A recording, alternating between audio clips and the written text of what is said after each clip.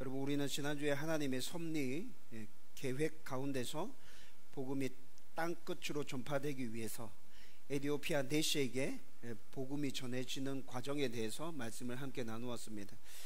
지금까지 사도행전 말씀을 쭉 살펴보면서 예루살렘에서 시작된 복음이 온 유대와 사마리아로 전파되는 것은 하나님의 치밀한 계획 가운데서 한 단계 한 단계씩 진행되어져 가고 있다는 것을 우리가 확인할 수 있었죠. 이와 같은 선상에서 지난주에 나눈 에티오피아 내시에게 복음이 전파된 것은 땅끝까지 복음의 전파를 위해서 꼭 필요한 과정이었습니다. 그리고 이 사건 역시 하나님의 계획 가운데서 하나님께서 직접 이끌어가고 계셨음을 우리는 지난주 말씀을 통해서 확인했었습니다. 그렇다면 지난주의 말씀이 땅끝까지 복음 전파라는 것과 연결되어 있고 또 얼마나 중요한 일인지 우리가 다시 한번 생각해 볼 필요가 있을 것 같습니다. 지금까지 유대인들은 자신들만 하나님께서 선택하신 민족이고 이방인들에게는 구원이 없다고 그렇게 믿고 있죠. 따라서 이들은 이방인들에게 복음을 전하려고 하는 생각조차도 하지 않았습니다.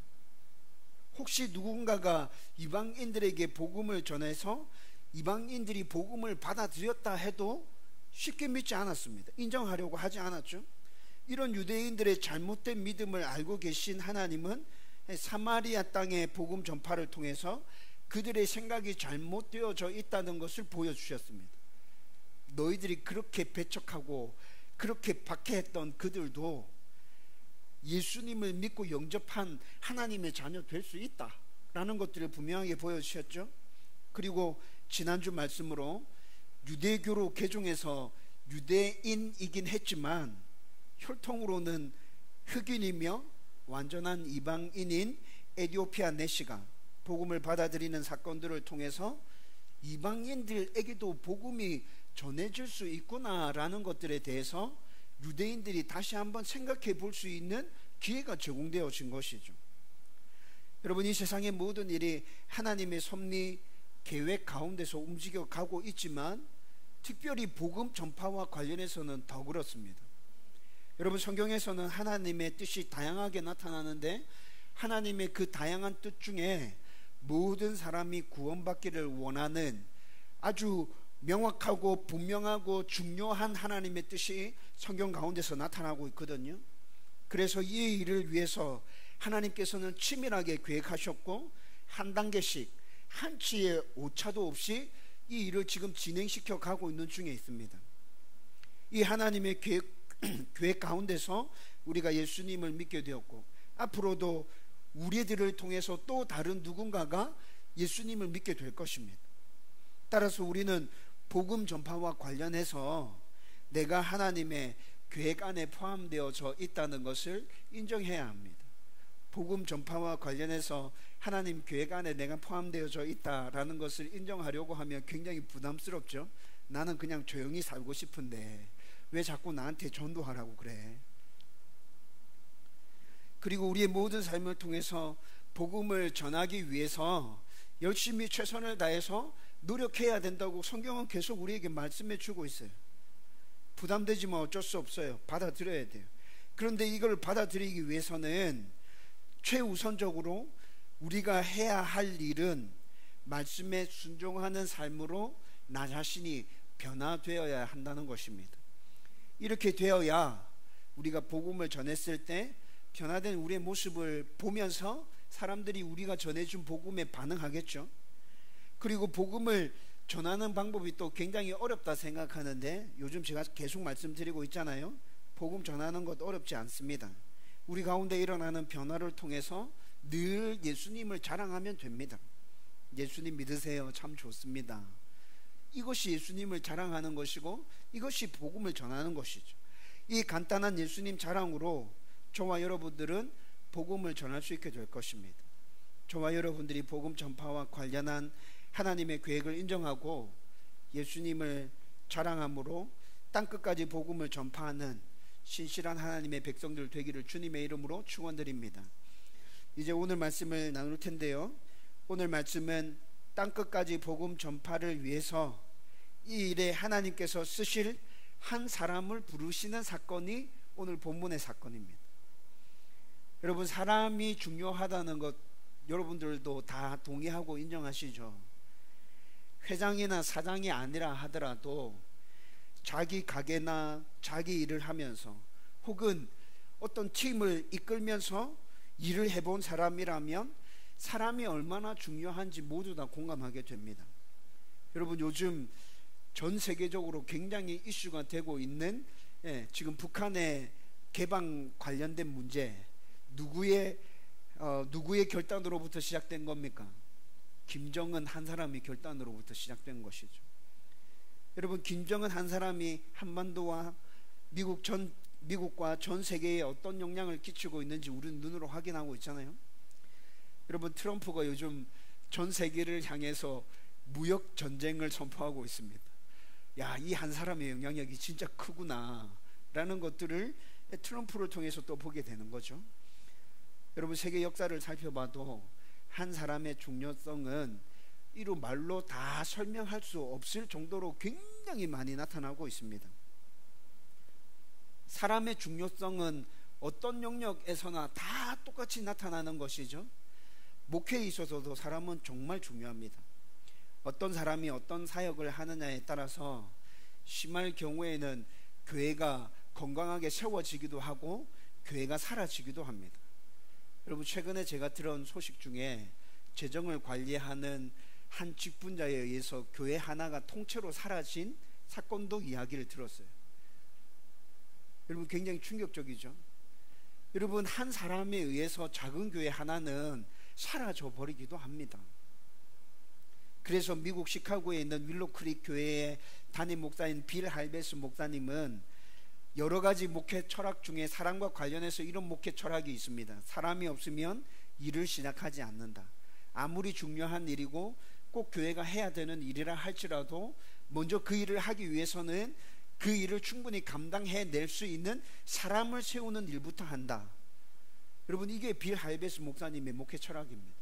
여러분, 저 200% 공감합니다. 진짜 공감합니다. 여러분, 그런데 오늘 말씀을 보면 하나님도 그러신 것 같습니다. 땅끝까지 복음을 전파하는 이유를 위해서 사람을 먼저 세우십니다.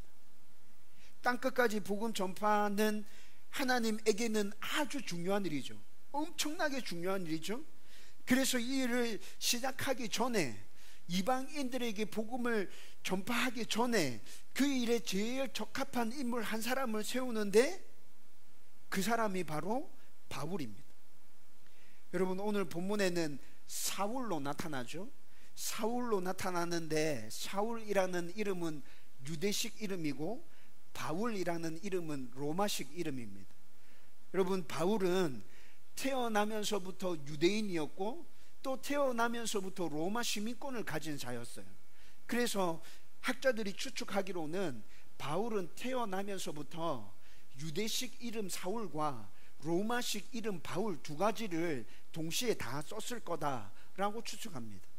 아무튼 하나님께서 바울을 부르시는 사건을 통해서 우리는 몇 가지 교훈을 얻을 수 있습니다. 그 교훈을 생각하기 전에 먼저 예수 믿기 전 바울에 대해서 한번 생각해 보십시다. 하나님께서 바울을 부르시기 전 그의 모습은 여전히 그리스도인들에 대한 위협과 살기가 등등했습니다. 1절 말씀 우리 같이 한번 읽어보십시다. 다 같이 읽습니다. 시작. 사울이 주의 제자들에 대하여 여전히 위협과 살기가 등등하여 대제사장에게 가서. 여러분, 바울은 우리가 생각할 때 하나님께서 쓰실 만한 인물이 아닌 것 같습니다. 복음 전파를 위해서 어떻게 하나님께서 이런 사람을 선택해서 쓰시지? 라는 의문이 생깁니다. 여러분, 방금 우리가 읽은 말씀에서 1절 말씀 읽었죠? 여전히 라는 부사가 등장합니다. 여러분, 이 여전히 라는 이 부사가 말해주는 것은 무엇입니까? 바울은 예전과 같이 한결같이 그리스도인들을 핍박하는 자라는 것을 이 여전히 라는 부사가 알려주고 있는 것이죠. 여러분, 우리는 이미 7장 끝부분에서 바울이 그리스도인들을 어떻게 핍박했는지 살펴봤어요. 7장에서 스데반의 순교가 나타나죠. 스데반이 순교할 때 바울이 그 순교의 현장에서 돌을 들어 스데반을 치는 자들의 옷을 지키는 자였다라고 성경은 그렇게 말씀해 주고 있습니다. 사도행전 7장 58절 말씀에 보면 바울이 옷을 지키는 자였다고 그렇게 말해주고 있거든요. 여러분, 이 말은 무슨 말이냐면 바울이 스데반을 순교하는 일에 있어서 주동자였다는 거예요. 사람들의 옷을 지켜줬다는 얘기는 저 사람 죽고 마땅한 사람이다, 너희들이 돌로 쳐라, 내가 너희들이 가지고 온 소지품을 지켜줄게, 이런 의미, 주동자였다는 것이죠. 그리고 8장 1절 말씀에서는 바울은 스데반의 죽음을 아주 당연한 것으로 생각했다고 성경은 기록하고 있습니다. 그리고 8장 3절 말씀에 가면 교회를 잔멸하기 위해서 바울이 본격적으로 활동하기 시작합니다. 아주 포악하게 교회를 핍박하고 그리스도인들을 잡아들였습니다. 그리고 사마리아 땅의 복음 전파와 에티오피아 내시에게 전해진 복음의 사건이 언급되어지면서 바울이 잠시 사라지는 듯 하다가 9장 1절 말씀에 다시 바울이 등장하는데 그는 여전히 그리스도인들을 핍박하고 박해하는 자였다는 것입니다. 스데반의 순교와 함께 예루살렘에서 바울의 주동으로 시작되어진 이 핍박을 피하고자 그리스도인들이 온 유대와 사마리아로 뿔뿔이 흩어져 갔죠. 그런데 그렇게 흩어진 그 사람들을 잡기 위해서 바울이 대제사장에게 가서 정식으로 허가를 받습니다. 그리스도인들 잡아서 내가 예루살렘으로 다시 다 끌고 오겠습니다. 그러니까 나에게 허가를 내주세요. 문서를 하나 만들어 주세요. 그래서 곳곳에 있는 회당에 가서 내가 그 문서를 보여주고 그리스도인들 다 잡아올게요. 그렇게 해서 정식으로 허가를 받고 다메섹이라는 동네로 떠나게 되죠. 여러분, 예루살렘에서 다메섹이라는 동네는 약 240km 정도 떨어진 곳입니다. 일주일 넘게 걸어서 여행해야 하는 곳이죠. 여러분, 그런데 지금 바울이 그곳에 있는 그리스도인들을 잡으러 가기 위해서 출발하고 있는 것이에요.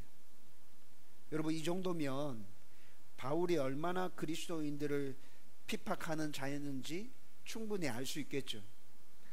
그렇다면 하나님은 왜 이런 사람을 하나님의 일꾼으로 부르실까요? 그리스도인들 중에도 하나님께서 쓰실 만한 좋은 사람들 충분히 있지 않겠습니까? 그 사람들 찾았으면 될 텐데 왜 이렇게 그리스도인들을 박해하는 이 바울을 굳이 하나님께서는 쓰시려고 하느냐라는 것이죠. 여러분, 이 질문에 대해서 우리가 생각할 수 있는 것은 하나님의 주권이라는 것밖에 없습니다. 여러분, 이해되어지지 않지만 이것은 하나님의 주권입니다. 하나님의 주권, 하나님의 다스림, 하나님의 통치는 우리가 절대로 다 이해할 수 없는 영역입니다. 그리고 또 하나님의 다스림과 통치는 우리가 그냥 받아들여야 될 영역입니다. 그래도 동의할 수 없고 이해가 안 된다면, 하나님 진짜 너무한다 라는 생각이 드신다면 저와 여러분들이 어떻게 구원받았는지에 대해서 한번 생각해 보십시오. 저와 여러분들이 구원받을 만한 자격이 있었습니까? 구원받을 만한 자격이 있었다고 말한다면 그것은 행위 구원의 근거를 두고 말하는 것입니다. 우리의 행위로는 그 어느 누구도 절대로 구원받을 수 없습니다. 하나님은 전지전능하신 분이고 완벽하신 분인데 우리가 어떻게 착한 행위를 통해서 그 하나님의 완벽한 기준에 도달할 수 있다는 것입니까?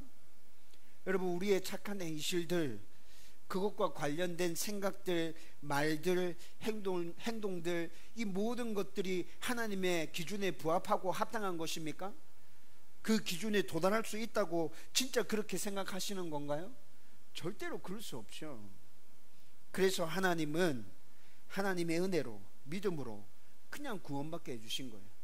우리가 아무리 발버둥 치고 노력해봐야 하나님의 그 엄청난 기준에 도달할 수 없다는 것을 하나님이 너무 잘 알고 계셨기 때문에 너희의 행위는 다 집어치우고 그냥 믿음으로 구원받아라, 내가 그렇게 해줄게, 하나님께서 이렇게 해주신 거죠. 그런데도 나는 다른 사람들보다 나아요, 나는 다른 사람들보다 괜찮아요 라고 말한다면 하나님의 은혜, 예수님의 십자가 구원을 잘못 믿고 있는 것입니다. 이렇게 우리의 구원이 하나님의 주권이듯이 바울을 선택하신 것도 하나님의 주권이라는 거예요. 그래서 우리는 그것에 대해서 이러쿵 저러쿵 말할 수 없다는 것이죠. 그렇다면 하나님의 주권적인 바울의 선택을 간략하지만 좀 구체적으로 한번 들여다보십시다. 먼저 첫 번째로 우리가 생각해야 하는 건 하나님께서 바울을 부르신 부르심은 개인적인 것이었습니다. 여러분 7절 말씀 같이 한번 읽어보십시다. 7절 다 같이 읽습니다. 시작. 같이 가던 사람들은 소리만 듣고 아무도 보지 못하여 말을 못하고 서 있더라. 아멘.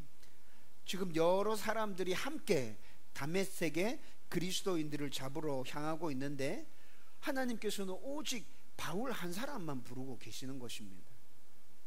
소리만 듣고 보지는 못했다라는 말이 나타나는데 이 말의 의미는 바울과 같이 가던 사람들이 하나님께서 뭐라 하는 소리는 들었는데 그 의미를 이해하지 못했다는 뜻입니다. 하늘에서 지금 이상한 소리가 막 나고 있는데 그게 도무지 무슨 뜻인지 모르는 것이죠. 바울의 일행 중에서 하나님의 음성을 듣고 그 음성을 이해한 것은 오직 바울뿐이었습니다. 다시 말하면 하나님께서는 지금 다른 사람이 아니라 바울 한 사람을 찾아오신 것입니다. 이것은 하나님께서 우리를 찾아오실 때도 마찬가지였습니다. 여러분들이 예수님을 인격적으로 처음 만났을 때를 한번 떠올려 보십시오. 제가 처음으로 예수님을 인격적으로 만난 것은 고등학교 2학년 겨울 수련회 때였습니다. 고등학교 2학년 겨울 수련회에서 제가 인격적으로 예수님을 처음 만났는데 그전에도 예수님에 대해서, 하나님에 대해서 지식적으로는 다 알고 있었죠. 그런데 확 믿어지는 건 그때였습니다. 여러분, 그곳에 청소년들 한 400명에서 500명 정도 되는 아이들이 함께 있었어요. 마지막 날 패배 예배를 드릴 때 예수님께서 저를 찾아와 주셨습니다. 한없이 쏟아지는 눈물을 어떻게 할 수가 없어서 장의자였는데 장의자 밑에 머리를 쳐박고 한없이 울었던 기억이 납니다. 여러분, 보통 수련회 마지막 날 폐회 예배의 분위기가 어떨 것 같습니까? 뜨겁고 성령 충만하고 아이들의 눈동자가 반짝반짝 빛나고 막 그런 분위기인 것 같습니까? 전혀 그렇지 않습니다. 폐회 예배 때는 거의 조는 분위기입니다.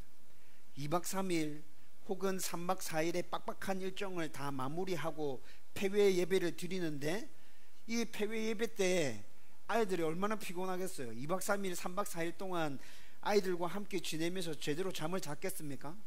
거의 조는 분위기죠. 그래서 폐회 예배 설교는 수련회 가보신 분들은 알겠지만 굉장히 짧습니다. 그런데 그 폐회 예배 때 예수님께서 저를 찾아와 주신 것이죠. 여러분들도 예수님과의 인격적인 만남은 대부분 다 개인적인 것이었을 겁니다. 많은 사람들이 모여있는 어떤 집회 가운데서 어느 곳에서 예배를 드리다가 제가 예수님을 인격적으로 만났습니다 라고 그렇게 고백하고 그렇게 기억되어지고 있고 말하고 있지만, 여러분, 그 집회 가운데서, 그 예배 가운데서 나와 함께 예배드렸던 모든 사람들이 나와 동일하게 그렇게 예수님을 만났던가요? 그거 아니죠.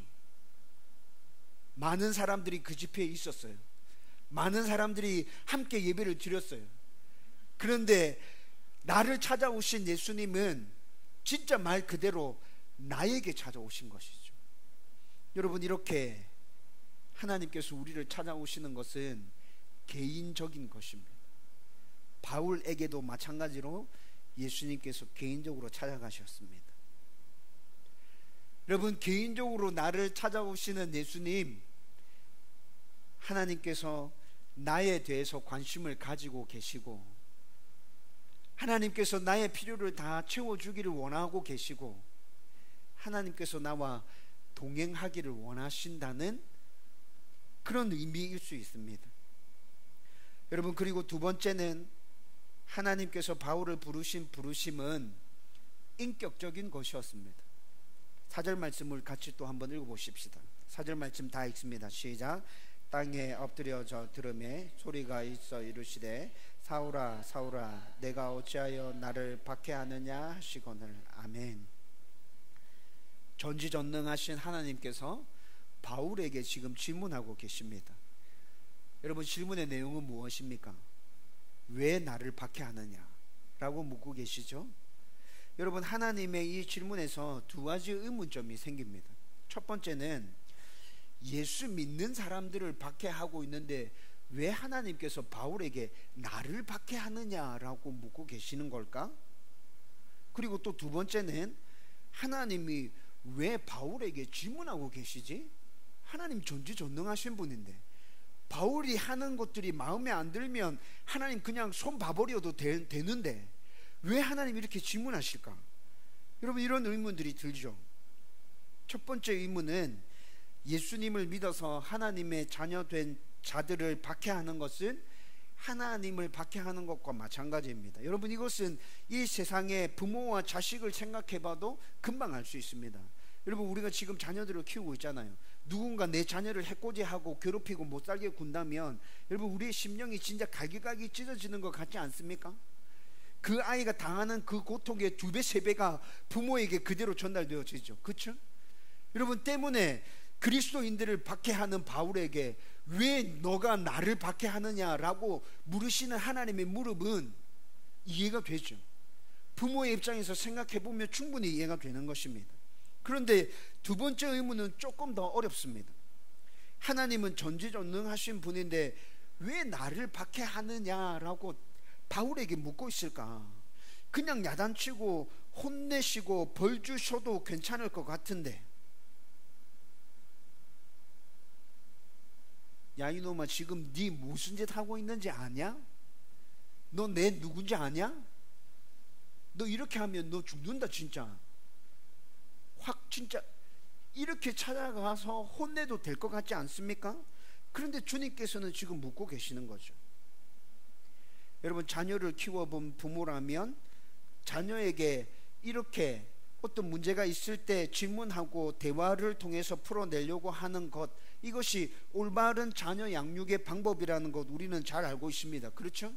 그런데 자녀를 키울 때 이렇게 잘 되던가요? 잘 안 되죠. 어렵죠. 여러분, 힘을 가진, 권위를 가진 부모로서 야단치고 혼내고 일방적으로 경고하고 끝내는 것이 우리의 모습 아닙니까? 그런데 여러분, 이렇게 하는 것은 죄라고 단정 지을 수는 없지만 좋은 방법은 결코 아닙니다. 그리고 인격적이지도 못합니다. 여러분, 우리가 이렇게 권위를 가지고 아이들에게 다가갈 때 아이들은 우리의 권위적인 그 행동 때문에 상처 입고 힘들어합니다. 하나님은 전지전능하시고 우리의 좋으신 아버지 되시기 때문에 힘과 권위를 가지고 우리에게 일방적으로 찾아오셔서 야단치고 혼내시고 경고할 수 있지만 하나님 그렇게 우리를 찾아오시지 않습니다. 늘 인격적으로 우리를 찾아와 주시죠. 바울에게도 지금 그렇게 하나님께서 찾아가고 계신 것입니다. 여러분, 이후에 바울이 누구십니까? 라고 묻습니다. 오늘 우리가 읽었던 본문 말씀에 보면 소리가 들려오는데 그게 누군지 모르겠어요. 바울이 누구십니까? 라고 묻죠. 주님께서 뭐라 답하십니까? 네가 핍박하는 예수다 라고 답해 주십니다. 여러분, 바울의 이 질문과 예수님의 이 답변을 통해서도 주님께서 지금 바울에게 인격적으로 찾아오셨구나, 권위를 가지고 혼내고 야단치시기 위해서 찾아오신 게 아니라 진짜 바울을 사랑하는 마음으로 이를 변화시키기 위해서 주님께서 찾아오신 게 분명하구나 라는 게 느껴지죠. 여러분, 여러분들을 찾아오신 하나님도 인격적으로 찾아오시지 않았는가요? 저를 찾아오신 주님은 늘 인격적으로 저를 찾아와 주셨습니다. 저의 잘못에 대해서, 저의 실수에 대해서, 저의 죄에 대해서 한 번도 야단치거나 혼내신 기억이 없습니다. 여러분, 제가 여러분들에게 기도에 대해서 설명하면서 여러분들 마음 가운데 있는 답답함들, 분노들, 화나는 그 감정들까지도 하나님 앞에 다 말해도 된다고 제가 자주 말씀드렸죠. 저 그렇게 하거든요. 여러분, 그렇게 하나님께 말했을 때 하나님 한 번도 저에게 혼내시거나 야단치신 적 없습니다. 여러분, 제가 그렇게 하나님께 나아갔을 때 하나님은 늘 한결같았습니다. 내가 다 알고 있다. 네 얼마나 힘든지 내 다 알고 있다. 네 마음이 얼마나 괴로운지 내 다 알고 있다. 네 그 사람 때문에 네 마음이 얼만큼 무너져 내리는지 내 다 알고 있다. 여러분, 늘 똑같았어요. 하나님 늘 저에게 그렇게 말씀해 주셨어요. 여러분, 저는 하나님께서 다 알고 있다라고 말씀해 주시는 그 말이 정말 위로가 되었습니다. 엄청난 힘이 되었어요. 다시 일어서서 나갈 수 있는 원동력이 되었다고요. 여러분, 그렇게 주님께서는 늘 저에게 인격적으로 찾아와 주셨죠. 제가 잘못한 것에 대해서는 기다리고 참고 인내하면서 제가 깨달을 수 있도록 그렇게 저를 인도해 주셨습니다. 시간이 오래 걸려도 주님께서는 늘 기다려 주셨습니다. 왜 그냥 시원하게 말해주지 않을까라는 답답한 생각도 들 때 있었습니다. 그런데 여러분, 그 생각들 끝에 제가 발견한 것은 내가 느끼고 깨닫고 반성하고 회개한 것이 진짜 내 것이 되기 때문이라는 결론에 도달했습니다. 그래서 주님께서는 계속 기다리고 계신 거죠. 여러분, 쉽게 대가 지불 없이 얻은 것은 아무리 값진 것이라 하더라도 쉽게 잊어버리고 하찮게 그것을 대하게 됩니다. 그래서 철저한 자기 깨어짐 없이, 회개 없이 그냥 여러 가지 상황과 조건에 따라서 예수 믿기로 한 사람들의 믿음이 잘 흔들리는 게 그런 이유에서 그렇게 되는 것 아닐까라는 생각도 들기도 하죠.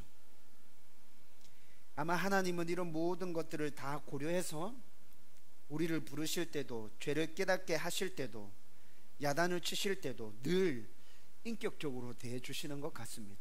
너 스스로 깨달아라. 너 스스로 나의 부르심을 깨달아. 너 스스로 너 죄를 깨달아. 이렇게 하나님은 개인적이며 인격적으로 우리를 찾아오시기에 여러분, 우리는 두려워할 필요 없습니다. 하나님을 무서워할 필요도 없습니다. 하나님께서 나를 혼내시는 것 아닌가? 하나님이 나한테 엄청난 벌을 주시는 것 아닌가? 여러분, 그런 두려움 떨쳐내시고 그냥 귀를 기울이고 마음을 열고 하나님을 기다리면 됩니다. 순종하고자 하는 마음이 있으면 돼요. 그러면 우리 가운데 늘 하나님께서 찾아와 주실 거고 하나님의 소명들을 우리 가운데 깨닫게 해 주실 것입니다. 세 번째로 하나님께서 바울을 부르신 부르심은 목적을 두고 부르신 부르심입니다. 바울을 부르신 하나님의 목적은 바울을 이방인의 사도로 세워서 땅끝까지 복음을 전파하기 위해서 지금 바울을 부르고 계시는 것이죠. 여러분, 다음 주에 우리가 함께 나눌 말씀에서 하나님의 이 목적은 굉장히 분명하게 부각되어져서 나타날 것입니다. 바울뿐만이 아니라 이 세상의 모든 사람은 하나님의 특별한 목적 하에서 부르심을 받았습니다. 저와 여러분도 하나님의 특별한 목적 하에서 부르심을 받은 것입니다. 어떤 목적 하에 우리를 불러주셨을까요? 우리의 모든 삶을 통해 하나님을 예배하는 것. 너희들이 나를 예배했으면 좋겠어. 그렇게 해줄래? 그 목적을 가지고 하나님께서 우리를 부르시는 것이죠. 우리의 모든 곳을 통해서 하나님 앞에 영광 올려드리는 것. 너의 삶의 현장에서 나의 말에 순종하면서 너희들이 나에게 영광 올려줄 수 있었으면 좋겠어. 그렇게 해줄래? 주님께서 그렇게 우리에게 부탁하십니다. 하나님의 이 목적은 바울 이전에 하나님의 백성들과 바울과 또 그 이후의 그리스도인들과 지금 우리들과 앞으로 이 땅 가운데서 살게 될 모든 하나님의 백성들에게 공통적으로 주신 목적입니다. 구원받은 하나님의 자녀들은 이 땅 가운데서 계속 살면서 이 목적을 이루어 가야 되는 것이죠. 여러분, 이 목적이 우리 가운데 주어지지 않았다면 하나님께서는 우리가 구원받는 즉시 천국으로 데려가셔야 될 것입니다. 그런데 구원받은 하나님의 백성들을 이 땅 가운데서 계속 살게 하시는 이유는 이 땅에서 그 목적을 이루라고 하나님께서 우리에게 명령하고 계시는 것이죠. 따라서 바울은 우리는 하나님께서 부르신 부름에 합당하게 목적을 이루면서 바울과 우리는 그렇게 살아가야 하는 것이죠. 하나님이 이렇게 사는 자에게 하나님의 은혜와 하나님의 복을 부어주실 것입니다. 저와 여러분들이 하나님께서 우리를 부르신 목적에 부합하는 삶을 살 수 있게 되기를 주님의 이름으로 축원드립니다. 이제 말씀을 정리하려고 합니다. 하나님께서 바울을 부르신 부르심은 바울의 부르심만으로 끝나는 것이 아닙니다. 이 말은 오늘 본문에 나타난 바울의 특별한 부르심의 사건처럼 하나님께서 우리를 부르신다는 것이 아닙니다. 여러분, 제가 한때 그렇게 생각했던 적이 있었습니다. 고등학생 때, 대학생 때 하나님께서 바울을 이렇게 불러주시는 게 참 부럽더라고요. 왜 하나님이 나는 이렇게 불러주시지 않을까? 좀 특별하게 기적적인 방법으로, 성훈아, 나 하나님이다, 네가 나를 잘 믿으면 좋겠다, 이렇게 말씀해 주시면 진짜 하나님 잘 믿을 것 같은데, 근데 나한테는 왜 바울처럼 찾아와 주시지 않을까? 이런 생각들 정말 많이 했었죠. 하나님께서 이렇게 나를 찾아와 주신다면 나의 믿음이 절대 변하지 않을 것 같았고, 그리고 정말 하나님의 말씀에 온전히 순종하면서 이 땅 가운데 잘 살아갈 수 있을 것 같다는 생각 때문에 아마 그런 생각들을 했던 것 같습니다. 그러나 모든 사람에게 이런 부르심이 똑같이 나타난다면, 바울과 같이 하나님께서 모든 사람들을 이렇게 불러주신다면, 여러분 한번 생각해 보세요. 그것이 인격적인 부르심이 맞나요? 틀에 맞춰져 있고 프로그램 되어져 있고 우리의 생각과 자유의지는 다 무시되고 그냥 똑같은 방법으로 다 그렇게 하나님께서 불러주신다면, 여러분 이게 인격적인 게 맞습니까? 그건 인격적인 게 아니잖아요. 그러면 하나님께서 바울을 부르신 부르심은 바울의 부르심만으로 끝나는 것이 아니라는 이 말이 무슨 말입니까 도대체? 하나님의 부르심은 모든 그리스도인들에게 개인적인 것입니다. 하나님의 부르심은 모든 그리스도인들에게 인격적인 것입니다. 하나님의 부르심은 모든 그리스도인들에게 목적을 두고 부르시는 부르심입니다. 바울과 저와 여러분의 부르심이 이러했습니다. 따라서 오늘 본문에 나타난 바울의 부르심은 곧 우리의 부르심입니다.